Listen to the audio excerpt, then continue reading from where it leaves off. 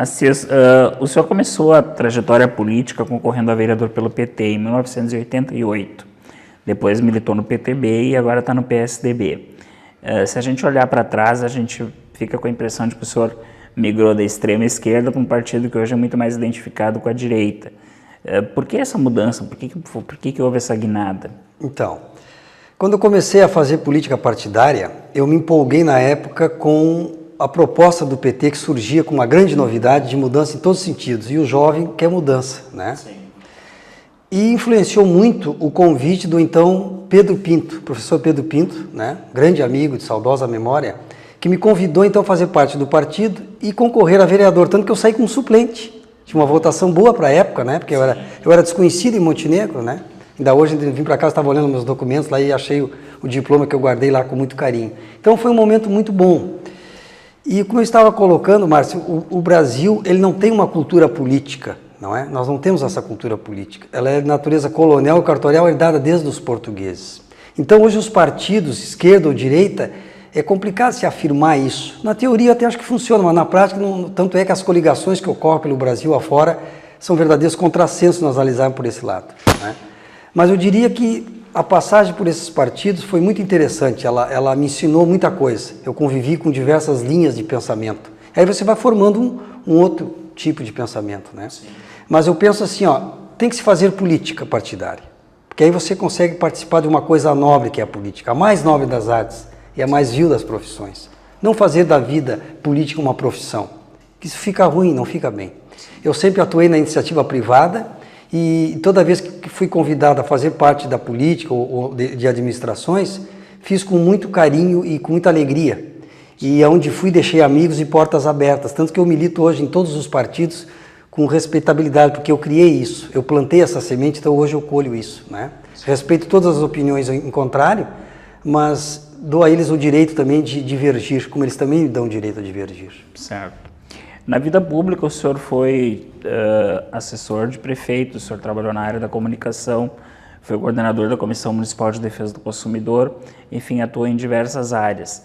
Essa passagem pelo serviço público, que tipo de experiências ela trouxe para o seu currículo? Muito rica, muito rica. Começando pelo Conselho de Defesa do Consumidor, né?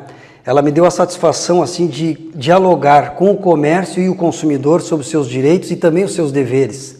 Essa coisa de harmonia, né, para que as pessoas possam ter no cliente a razão de ser do seu comércio e o cliente compreender os cuidados que ele deve ter com os produtos que ele adquire, as cautelas. Então, eu aprendi muito com isso e acredito que tem dado uma boa contribuição para a defesa do consumidor. E depois, na prefeitura, atuando como chefe de gabinete da prefeita Madalena, e depois fui assessor do prefeito Ivan, isso me deu uma visão do todo do município, e a convivência com um quadro de funcionários e compreender como é que funciona uma máquina pública. Porque às vezes você entra numa administração pública cheio de vontade e acaba fazendo o que é possível, porque existem leis que impedem, tem trâmites a serem obedecidos, né? Que às vezes na iniciativa privada é até mais rápido, mas na coisa pública não é assim. Então, Márcio, isso aí me deu assim, uma satisfação grande de poder contribuir com a cidade, com a minha parte ali, não é? E me enriqueceu muito, digamos, o meu currículo. Certo. O senhor falou agora na relação cliente-consumidor. O senhor consegue enxergar a prefeitura como um grande prestador de serviços para o cidadão? O senhor acha que a prefeitura tem condições de funcionar como uma empresa? Tem e deve. Tem e deve. Eu acredito que os próximos prefeitos têm que ter essa visão. A prefeitura, ela é uma prestadora de serviço. O servidor, ele já diz o nome, ele veio para servir. Ele prestou um concurso para servir o povo que paga o salário e paga os impostos. O que ocorre muitas vezes são distorções dos fatos, porque o partido assume e acha que a prefeitura é do partido. E não é assim. A prefeitura é de um todo. O partido é o eventual naquele período de 4 anos ou 8 anos, se o povo assim entender pela administração que é feita.